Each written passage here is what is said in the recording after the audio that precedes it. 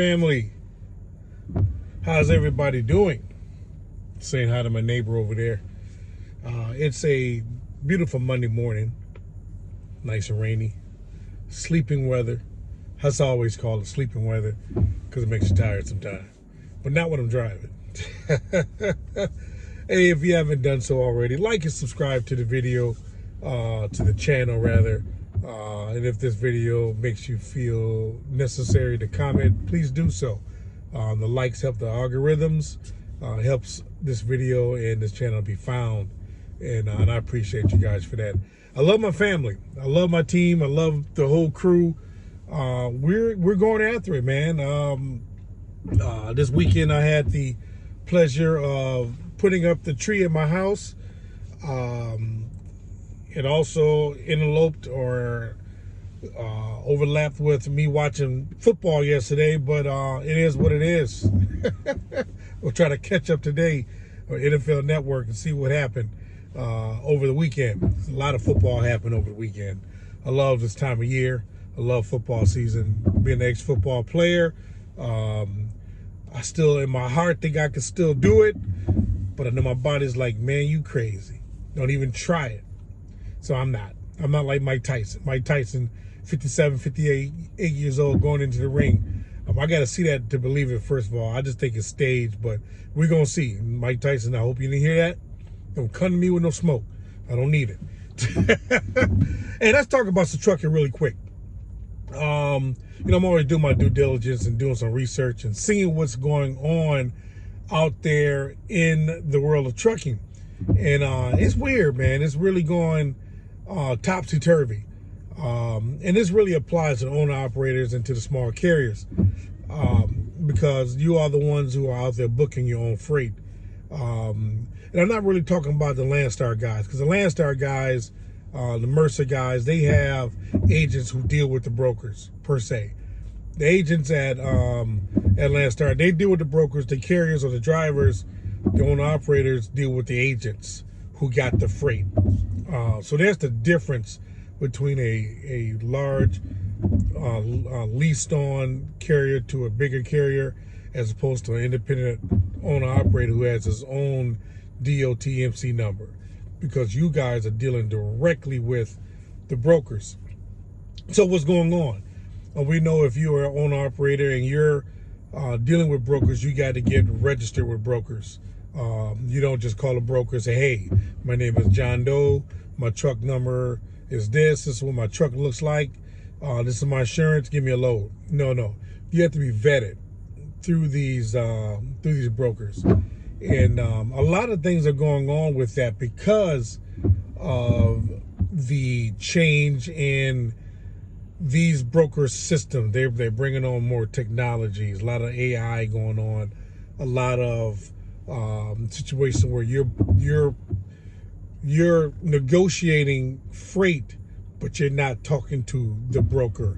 You're not on the phone with them talking to a human saying, hey, I want it for this. No, let's do it for this. No, I would rather do it for this. Let's meet in the middle. That's not going on.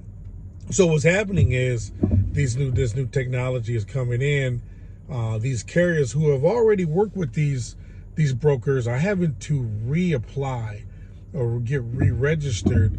And now these brokers are denying them.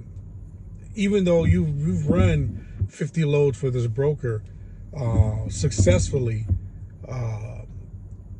all of a sudden you're being denied. One is because they don't want to work with the insurance company that you work with. There may be a strike on your MC number, and they're like, I don't want to deal with you anymore. Even though I already ran 1 million loads for you last week, they're denying carriers from working with them. And that's making it real hard for owner-operators to navigate. And this is happening all over the country. You're not hearing about this because it's a small buzz. So, with that going on, what do you do as a carrier when your bread and butter, based is based on you being able to work with brokers. It's forcing carriers to have to do things like book loads to JB Hunt, Uber, Snyder, those carriers where I know Snyder, I have been able to talk to a broker within their office. I just call them agents because they're not making a decision. But I've been able to talk to a human at least. And that's really the factor that's dying in negotiating, the ability to talk to a human. That makes it real difficult. I mean, imagine, and this is not a hypothetical, this really happens. You go on the app and you see a load going from, let's do the South. Let's say it's coming from Columbus, South Carolina to Rome, Georgia. Quick one-day run, and you put a bid and a price. One of the things that you see is you go on to the DAT site, and the DAT site will say, hey, load is $2,000. But that's really not what that load pays. That's what the projection is. That's what the forecast says that load should pay. But once you get on the phone with that broker, it changes. All bets are out the door. And that $2,000 load turns into $800 because that's where they want you to be. You're trying to negotiate. But imagine doing that with some type of bot or an AI where you're not talking to a human being, and you put your number that you would like that load to go into, and let's just pull out a number. Say you want to do this load for $1,200. It comes back at $750. You come back and say, okay, I'll do it for $1,100, and it comes back at $775. And then you come back again, and then that bot or that AI, that computer says you've already exceeded your bid level, and you're done. Period. You can't come back a third time. Now you're like, oh boy, I can't even bid on that load anymore because you've reached the threshold, the limit.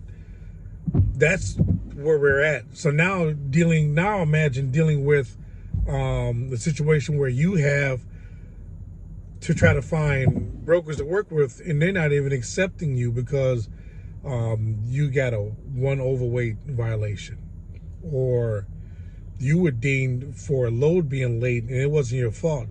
The shipper took 15 hours longer to load you and put you in a bind to deliver that load on time, and you got a strike for that. Now these brokers don't want to, accept you or bring you on because you have a strike. You're not reliable. You're now you're chronically late, even though it was one time.